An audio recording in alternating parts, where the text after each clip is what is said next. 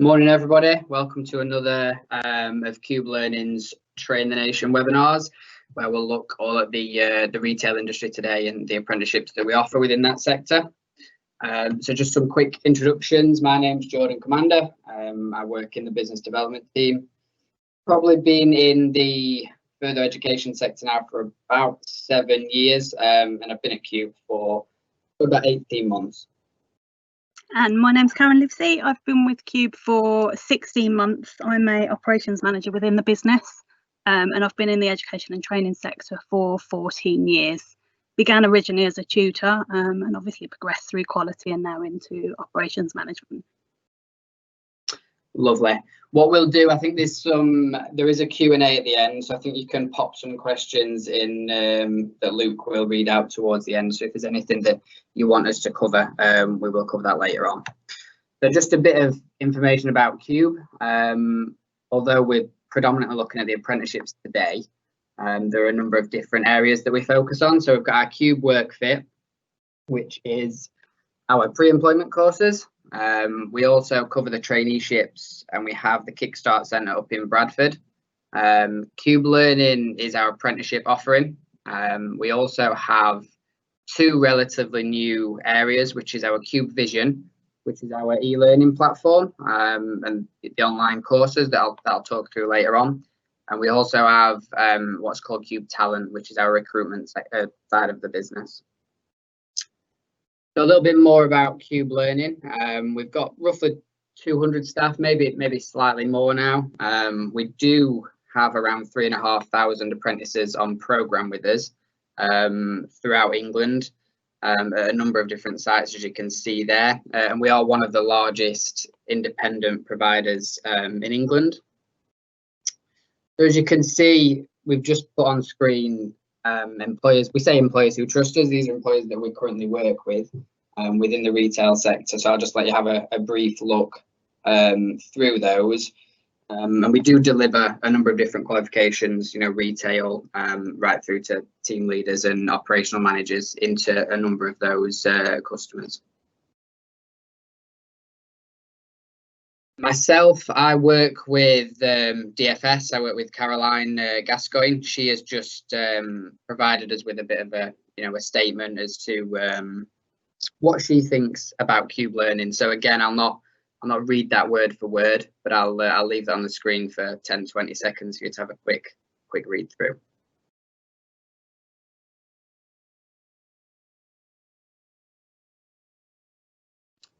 So we're joined today by Amy Prendergast from the Retail Trust. I'll pass over to Amy now. She's got a few slides to talk you through. Brill, thank you, Jordan. Good morning, everyone. So yes, my name is Amy Prendergast, and I'm the Director of Change, People and Learning at the Retail Trust. And I guess just a bit about myself, I've been with the Retail Trust now for the past 7 years, and my role is essentially overseeing all aspects of our internal people strategy. But a key focal point of my role is working closely and consulting with the retail industry in relation to all matters of vocational learning. So just next slide. Pop that over as well, Amy. We just skip to the next. Great, brilliant, thank you. So now, for those of you that are not too familiar or know of the Retail Trust, we are the trade charity supporting the needs of over 4 million retail workers. And we have actually now for 188 years been at the heart of how the retail industry cares for, protects and improves the lives of its most valuable asset, which is its people. The Trust itself supports retailers large and small to prioritise their team's well-being and really build a healthy and happy workforce. And we do this through providing a range of well-being services to support not only retail employees but their families as well. And that's everything from their emotional, physical, financial and vocational wellness. Next slide. Great. And our belief is that while 1 in 4 adults in the UK will experience a mental health problem at some point in their lifetime, we believe we should be there for all retail colleagues as and when they need us. And we have actually this month been campaigning for the 4 in 4 colleagues who will experience a setback or a life event. And this week, actually, we launched our first virtual event across 3 mornings, which really aims to shine a spotlight on our mission to provide support for every individual whenever they need it. The event is completely free of charge and is open for anyone to join. So if you haven't done so already, please feel free to register for the sessions at retailtrust.org.uk/4the4. And if we just move to the next slide. And that will just give you a bit more information and an outline as to what the sessions are going to cover across the 3 days. So as I said, it did launch yesterday. We had a fantastic turnout, and the event will be running today as well and tomorrow. But if you do miss it and can't tune in live, all the sessions will be recorded, so you can catch up at a later stage. Next slide. Now, in terms of the services we provide, we work with a variety of retailers to ensure that they have a comprehensive plan of action to promote and protect their colleagues' well-being. And through partnering with the Retail Trust, there are a few ways that we really help employers. Firstly, create a thriving workforce, to create a culture where employees' work contributes positively to their mental health. Secondly, maximise attendance and productivity to really reduce the impact of mental health problems, as well as reduce absence and the effects of presenteeism. We also encourage early interventions, supporting employees to proactively manage their well-being, ensuring that issues don't escalate. And lastly, facilitate a well-being aware workforce to improve employee knowledge in relation to well-being and actually the relationship we all have between our mind, body and behaviour.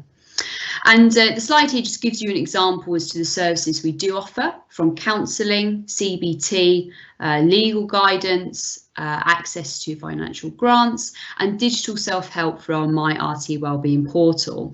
And as part of the service, each organisation that we work with, they get their own dedicated relationship manager, as well as regular reporting on all aspects of delivery and employee usage.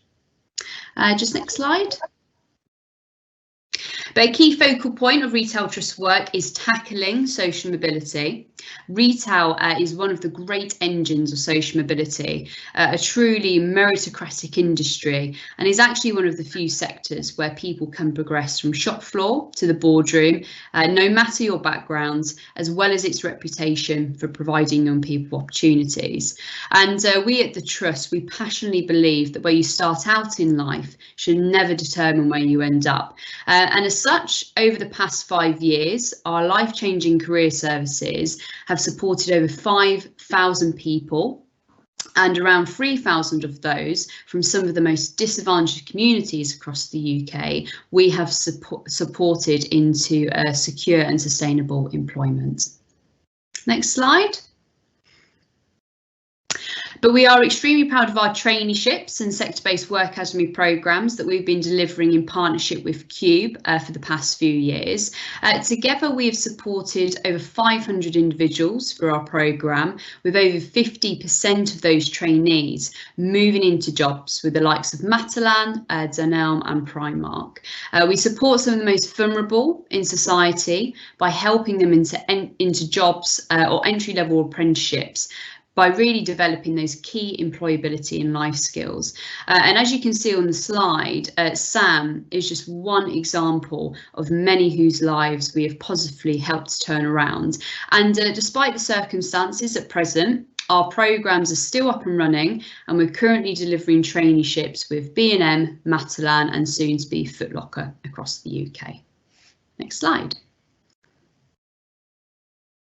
But we've also raised aspirations and social mobility through the creation of the first ever retail apprenticeship degrees.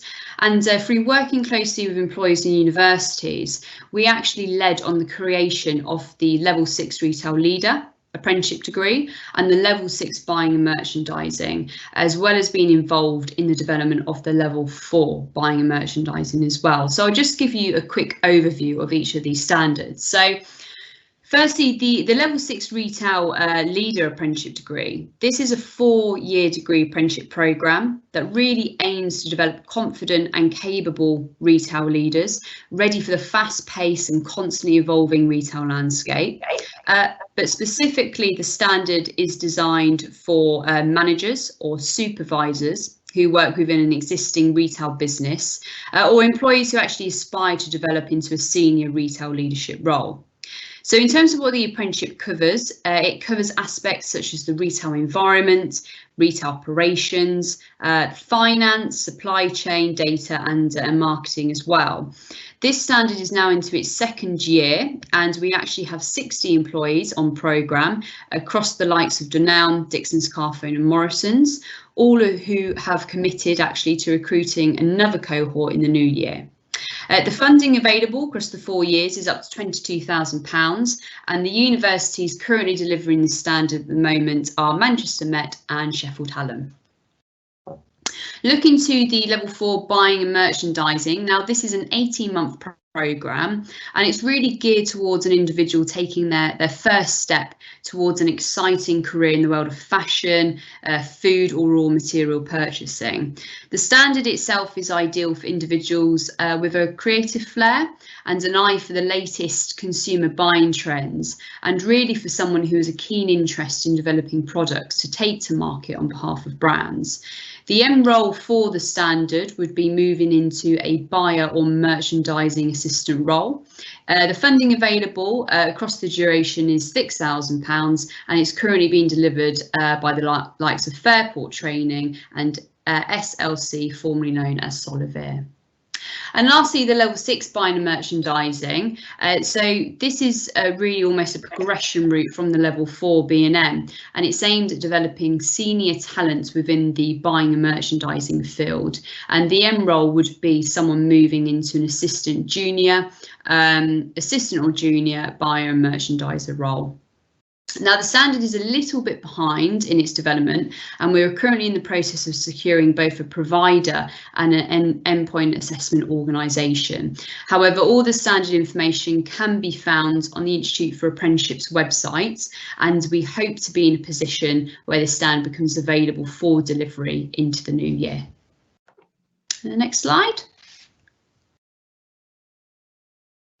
And a more recent development at the Retail Trust is that we are now an approved endpoint assessment organisation as of May this year for a number of standards, including the Level 2 Retail Apprenticeship, the Level 3 Retail Team Leader, Level 4 Buying and Merchandising, and more recently the Level 2 Warehouse Operative.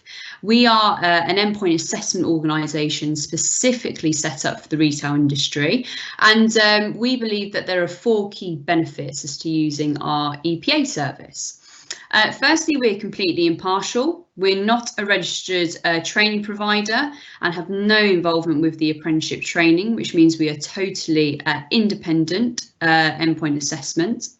Secondly, our knowledge of apprenticeships. So through the development of our vocational training programmes and including the creation of the first ever retail degree apprenticeships and the development of the EPA plans for those standards, we've gained an enormous amount of knowledge and expertise in this part of apprenticeship delivery. Thirdly, trained and experienced industry experts. So we are actually recruiting and training industry experts, most who are actually former colleagues of retail who've sadly been made redundant, to actually become our endpoint assessment assessors. Every assessor completes a full training programme into the standards they will be assessing, but we are ensuring that as well as having the first class technical ability, our assessors have the skills to allow the apprentice to demonstrate the very best of their own competency in the role. And lastly, we believe that we're better value for money. So the average cost of an endpoint assessment is in between 15 to 17% of the total cost of the apprenticeship. But as the retail sector's wellbeing charity, our driving principles focus on the person, not the profit, and this means that our rates for endpoint assessment will be the most competitive in the sector and could be up to 20% cheaper than existing providers. And I'm pleased to say that after a year of setting up the infrastructure for our endpoint assessment organisation, we actually started assessing from May this year. and already working with a number of training providers and retailers as well. And I think that actually brings me to the end of my slot as a part of today's webinar. If you'd like to find out more information about our services, then please do visit our website, www.retailtrust.uk. But thank you very much for listening. Thank you, Amy. There may be some questions at the end, but yeah, thanks for that. No problem. So we'll just quickly touch on Qube Learning Steps to Success. We've put in here from, as you can see, the level 2 apprenticeships up to the level 6. We've put in some, we've tailored it really realistically to the retail environment. We have left the pre-employment blank because today we'll obviously talk more about the apprenticeships. But obviously, you know, the pre-employment and then through to the traineeships is on there just to show you realistically the route that people can take if they, you know, if they do come to Qube Learning and work with us. I'll just briefly touch on the traineeship side for those of you who don't have much of a background in it. So what is a traineeship? So a traineeship is a government funded program with a work placement. So basically it's designed just to give the young person an opportunity, give them some new knowledge and skills, pretty much that employers are looking for in that sector. And it's viewed typically as a pre-apprenticeship sort of program with the aim realistically to move that person into paid employment, hopefully with that employer. And then obviously at that point, as we said, with regards to the steps to success, they could then hopefully move on to the level 2 apprenticeship and then move through the steps as they go. So what are some of the benefits of traineeships? There are a number. Like I said, I won't talk through word for word, but I think the top one is a very good benefit of traineeships to allow the established staff, that already work for that employer. It'll give them an opportunity to mentor and coach young people. So although that's looking, you know, not just at the trainee that you will be taking on for a short period, it also has benefits for the staff that are currently employed. And then as you look down, you know, the recruitment expenses is one to highlight. We recruit trainees free of charge, so it doesn't cost the employer anything to go through the recruitment process and then actually take that young person on as a trainee. And then also the government, you know, they've introduced financial incentives for employers, and as you can see at the bottom there, it's £1,000 for every trainee that is recruited into the business. So apprenticeships. Thanks, Jordan. So moving on to apprenticeships. So an apprenticeship is a work-based learning programme that's been designed by people within your sector. So it covers appropriate elements that are relevant and matter. So it's government funded and it allows employees to gain an an industry recognised qualification. It's delivered through an approach of blended learning. So it could be a mix of online and practical face-to-face training. And there's a specialist tutor that facilitates your learning. So within an apprenticeship, there's 4 key components. So you've got the skills, which enables an employer to follow correct working practices and develop their skills across the business. Sorry, Jordan, do you want to just jump to the next slide? There you go, sorry. Thank you. So then you've got knowledge, which is understanding the theory behind the practice and being able to apply this to the sector. Behaviours allow you to demonstrate how and why we work in a particular way, improving soft skills such as communication, teamwork and problem solving. On top of that, you've got the functional skills, which is a mandatory requirement. So it might be that people have exemption for this from prior learning, but this is the English and maths element that's a government requirement that has to be covered. So Qube have put into practice an initial skills assessment process, which we'll talk about a little later, but that basically identifies the learning needs right at the start of the programme. And as part of the programme, we have to embed fundamental British values and safeguarding as key components into every session. So we deliver in the workplace, in work time, and you'll have a dedicated tutor provided to the student, and they'll receive regular meetings to support with progression and review this progress on a visit-by-visit basis. So looking then at the gateway process, again, I'll go into this in more details later, but this is basically a collaborative process between the tutor, student and line manager that establishes that that student is ready to go through their endpoint assessment. And then endpoint assessment is completed by an independent awarding body, such as Innovate or now the Retail Trust. So if we jump to the next slide and look at the apprenticeship benefits. So the first one I'm going to look at is productivity. So with lower footfall coming into our retail establishments, present companies need to ensure they squeeze every ounce of opportunity out of customers who have made the choice to shop in store. An apprenticeship will support an individual's productivity, whereby it will enhance their offering of exceptional customer service. For example, there's nothing better than speaking with a shop worker who really knows the product they're selling inside out. The wow factor of the customer should see basket sizes increase and overall productivity and efficiency of staff increase. Next one that I want to talk about is staff retention. So this links back again to productivity, efficiency and the general happiness of people within the job. So any member of staff who recognise the commitment their employer is making to develop their workforce will ultimately remain loyal to that company. And therefore they'll see that opportunities are available and grow within that company. So for example, we've had an apprentice in a retail organisation that started off on a traineeship. They then progressed onto their level 2 apprenticeship and are now actually currently on their level 3 apprenticeship, having been promoted within the business. So I think Jordan's going to move on to the next slide for us. So in terms of the last two benefits that we'll touch on, I mean, this does look, it links closely to the staff retention, but you know, the upskilling in terms of the current staff that you would have, I think it states there it's a lot less risky and a lot less costly than recruitment. If you have a gap that you identify as an employer, it is, like it says, it's a lot less risky to put somebody onto an apprenticeship, develop their skills, give them some more, you know, some further duties within the business, and upskill their overall knowledge. And as you can see on the right, we've got some figures behind that. So 66% of apprentices do progress onto a higher level upon completion, which again will further develop their skills within the workplace. So the last benefit, I think we've pretty much just touched on it in terms of the recruitment, and we touched on it again for the traineeships. The benefit around recruitment is if you can tie a new role into an apprenticeship, and that can be any level. I think a number of years ago, apprenticeships was potentially thought of for young people coming into a business. I started an apprenticeship a number of years back, and generally there was always looked at level 2 positions.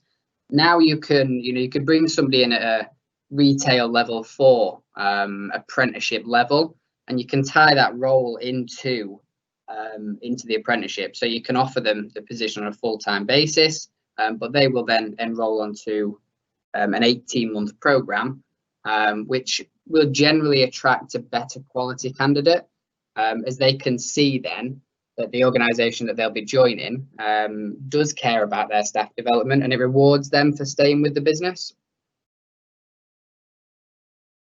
So there are a number of new incentives that the government has announced recently. So as you can see below, there are 3 different age brackets.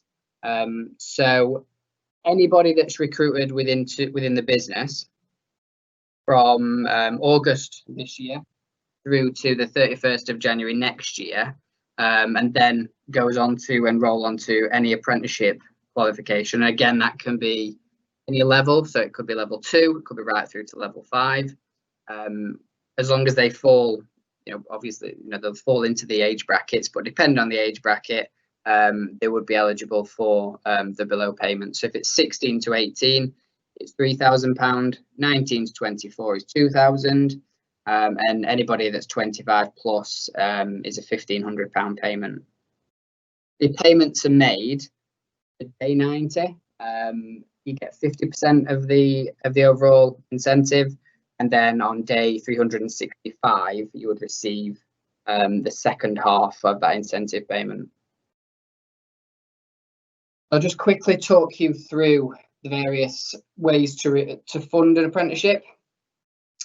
We have the non-levy payers. So any organisation that doesn't pay into the apprenticeship levy can effectively co-fund with the government. So the government will fund 95% of the price for the training, with the employer paying the remaining 5%.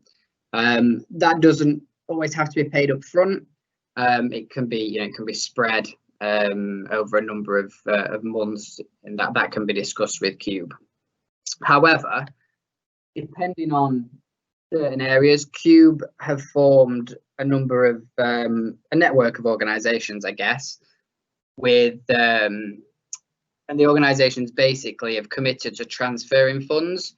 So since probably April this year, we've really formed a lot of links, and then now we do have a large number of organisations that are happy to transfer a portion of their levy pot to fund any organisation that doesn't pay into the apprenticeship levy. So again, that is something that can be discussed.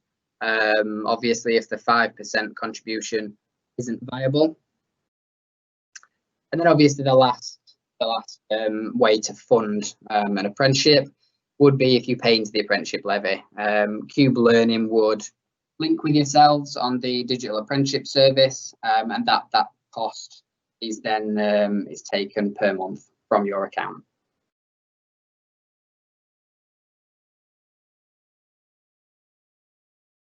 Okay, So moving on to, thanks Jordan, the apprenticeship delivery. So apprenticeships are delivered in different ways, but Qube currently prior to obviously lockdown of coronavirus coming about, adopted a majority face-to-face delivery approach. Since COVID has hit, we've had to adapt our delivery considerably, and we're now doing a lot more remote delivery. So we've got two methods of doing that. So we cover a lot of sessions face-to-face with students, but over Microsoft Teams. So we're engaging with them still face-to-face and supporting them with their learning, but doing it as a kind of remote approach. We've also got online learning through Qube Vision, which is relatively new, and we'll talk about that a little bit more later. So with the face-to-face or remote approach, we generally have sessions every 4 to 6 weeks with students, and we also cover the off-the-job, which is part of the government scheme, which is 20% of their learning is done in their work time. So moving on to the next slide, we've got programme design. So for every employee that we work with, we try to work with you to build a programme that suits your workplace. So our quality team with a key person in your business will work together to adapt our scheme of work, to embed it to your visions and values. So creating resources for all qualifications that are delivered through our virtual learning environment, and also can be imported offline. So we can deliver those on a remote basis, or we can send those to students that perhaps haven't got the facility to use online learning. Obviously, recognising in the retail industry, this is a big problem in certain workplaces or certain environments. We work to ensure that the programme we're delivering is suitable for you. And very much design it to support that. So I think, Jordan, you're going to jump onto the employer journey. Yeah, so this is where my role pretty much fits in within Qube. So as a business development manager, my role is to work with the clients that I do on a day-to-day basis. Pretty much everything from, as it states at the start, getting to know you. So whether if that's a new customer, realistically just to find out the needs, complete a needs analysis, where are the gaps within your organization, and then obviously we can move on to program design, as Karen's just touched on. So realistically we'd sit down at that point, we would map out the programs that would potentially suit the staff, and then would ensure that they're bespoke to what an employer needs. We then would agree a bit of a roadmap, and we'd work with you to roll out that program throughout your organization. Moving through the program, I maintain regular contact with the account manager effectively within the organisation. And just to update on student progress, to make sure if there are any issues or any tweaks that we need to make, or any ongoing queries, or then maybe even looking at further qualifications and new cohorts of starts. Pretty much everything that is away from the teaching side, that's where I fit in terms of a day-to-day account management type of role. And then moving on, as you can see, it says celebrating success. So as much as we seem to sometimes talk about the odd tweak that needs to be made or the odd query here and there, we like to ensure that we touch on the success of students that do complete their qualifications. And I think further towards the end of this presentation, there is a slide on our Qube awards. Brilliant, thanks. So moving forward to the student journey. So naturally, the first thing that we do with a student and their line manager is establish if they're on the right programme and find that correct programme for them. So for example, if someone wants to do the level 2 apprenticeship, but they've been in retail for, let's say, 3-4 years, we might look at what they're doing and say, let's stretch and challenge you and move you up to that level 3 apprenticeship because we feel it's more appropriate and they and the workplace are going to get more out of it. So then we'd move on to the application process, which is very much in collaboration with our business development team, where they're finding out all the information about the student and the workplace and ensuring they're actually eligible for the award that they're forward for. So then we move on to what's known as the enrolment process, which is where we meet the student in effect as a skills tutor for the first time. So this is the point where we complete that skills assessment that I mentioned earlier. So this is kind of an in-depth look of all the modules that are relevant within that apprenticeship. And we'd sit down with the student and assess their knowledge, skills and behaviours on each of those elements, asking them what their understanding is, stretching and challenging them at that point to find out what they do and don't know. And that will determine basically their eligibility, how long their length of programme is, and if there's any reduction to that based on prior attainment. Also in that enrolment process, we would complete all the paperwork that was necessary and do a functional skills assessment on their English and maths as an initial assessment to find out what their current level is and to ascertain if they've got any prior learning that could exempt them from doing that. The student then commences their learning with the skills tutor. As I said earlier, they get regular visits, whether face-to-face or remote, and that's generally on a 4 to 6 weekly basis. And we collaborate every session with the line manager or a mentor in-house to ensure that the student's doing well on their apprenticeship, that they're in the right kind of role, that everything that they need to cover as part of that apprenticeship can be met as part of their role, and negotiating any elements that perhaps they need to progress with or they need further development on, and we support them with that. And we complete quarterly reviews, and the skills assessment I mentioned earlier, that happens again on a quarterly basis, so we can review the progress that they're making across their programme and seeing if they're having good progressive visits and they're engaging with the learning, and how we can support them to further develop themselves and really stretch and challenge them. So at the point where they've gone through all the roadmap, which I'll show you shortly, and they've done all the learning, they understand all the skills, knowledge and behaviour, that's the point that we go into that gateway process. And as I explained earlier, it's a collaborative discussion between the line manager, the skills tutor and the student. And it's establishing that they think that that student is ready for that endpoint assessment process and any other areas that we need to support them with, any further learning.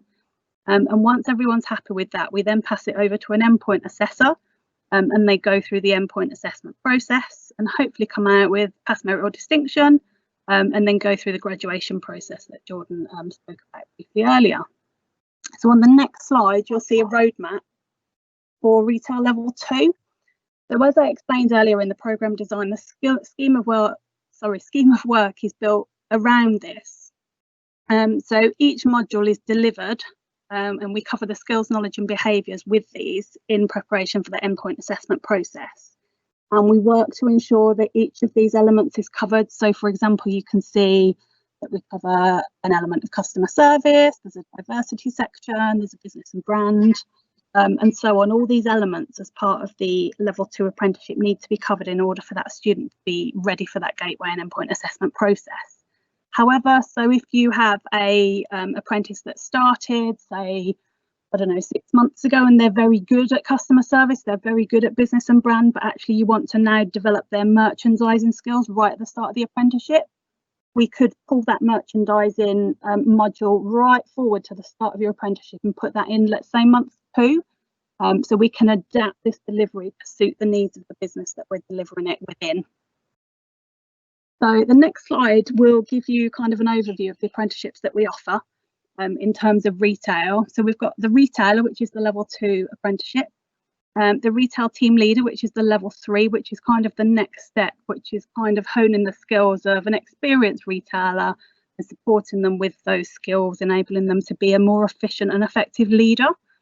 And then the retail manager is kind of aimed at a store manager level or even an area manager level. And they're kind of supporting those management skills that they would need to do that. And we've also popped on there the customer service practitioner and customer service specialist apprenticeships too, which are obviously relevant to the retail sector. Brilliant. Thanks, so just to touch on very quickly, I think I mentioned earlier about Qube Vision, which is relatively new to Qube. And we did do, I think Mark Ashton completed a webinar probably 2 weeks ago now, which discussed in depth Qube Vision. So if that's something that you do wish to know more about, that will be on our YouTube channel, I believe. So that's something that you can check out. So just to briefly touch on it, we do offer a number of online courses. And these was developed really as Qube's solution to learning on the go. Obviously, with the apprenticeship, it is you have visits, as Karen mentioned, every 4 to 6 weeks. Whereas the Qube Vision online courses, you can pick them up and drop in and out of those pretty much whenever you feel the need. We do cover a number of areas, as you can see, in leadership and management, health and social care. And also the logistics and the warehouse sector as well. And these can be picked up pretty much by any student. They don't have to have had any sort of previous experience or knowledge within that sector.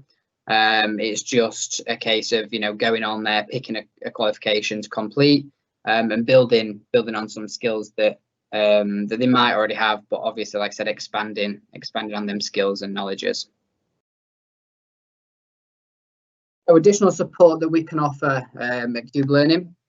So as I pretty much touched on earlier on, account management. So my role, literally just to support with customers from the start right through to completion of that student. So anything that falls away from the teaching side of the qualification, that's what I'm here to support with, such as employer engagement days, progress reviews, and any just further information and any sort of strategic planning, and where we move forward with various qualifications. So we also have some marketing support. They've done me a lot of work at very short notice before, so we can put together various handbooks and brochures. And we have for each qualification what we call roadmaps. So we can brand them up as well, pretty much as you can see on the screen. So it's not just all Qube Learning branded. It is very much tailored to the employer that we work with.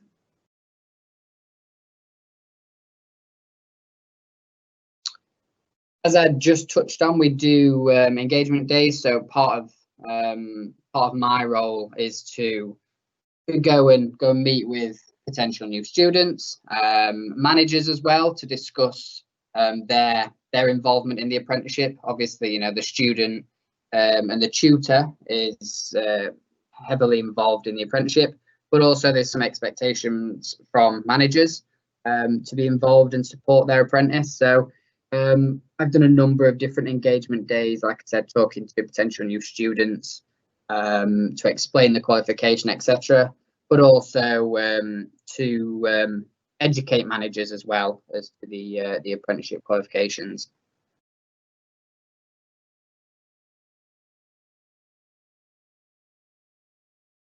And as we touched on, our celebrating success. So along with the annual Qube Awards, we do a number of different incentives as well, in terms of the monthly Student and Employer Awards, where we ask tutors and people within my role to highlight any sort of achievements that may have happened during that time. And our marketing team also post onto our social media platforms any sort of highlights as we move through the month. We did have the last webinar that I completed. We had a video on the Qube Awards, but I don't think the sound worked too good. So for this one, we've just changed it and we've popped some pictures of, unfortunately, this year's event was cancelled due to COVID, but this was from last year's event. And now I think we're through to any questions. So I don't know if any have come through to Luke or not. Yeah, we've had a few questions come through. The first one is, are the Qube retail tutors able to work around our staff rotas or working patterns? Yeah, I'll take that if you want, Jordan. Yeah, it's fine. Yeah, so absolutely, our tutors work above and beyond 100% of the time. So if you've got someone who, let's say, does an early shift and starts at 6 till 2, for example, we're more than willing to come in early to support that student and do remote visits. We've got some tutors who, again, do kind of late evening work. We've got tutors who do some night shifts to support different environments. So we are more than willing to work around your business. That's fine. Excellent. The next question, is there a minimum number of hours the apprentice needs to work to qualify for enrolment? I'll let you take that one as well if you want, Karen. No worries. So generally an apprentice has to be in doing 30 hours a week. Sometimes we can go less than that, but generally it's 30 hours a week that they need to be able to do. Okay, excellent. And the final question, a member of my team already has a level 3 apprenticeship qualification, but it's not within retail. If suitable, can they enrol on the retail team leader level 3 apprenticeship? Yeah, I mean, in terms of eligibility, if it's a level that they've completed in a different sector or a different area, for example, yeah, if they're now coming into retail and don't have them skills, or they want to progress and develop their knowledge, then yes, it is certainly something that they can enrol on in terms of a similar level, as long as like we said, it's a different subject area. Okay, excellent. And that's all the questions. Lovely. Thanks, Luke.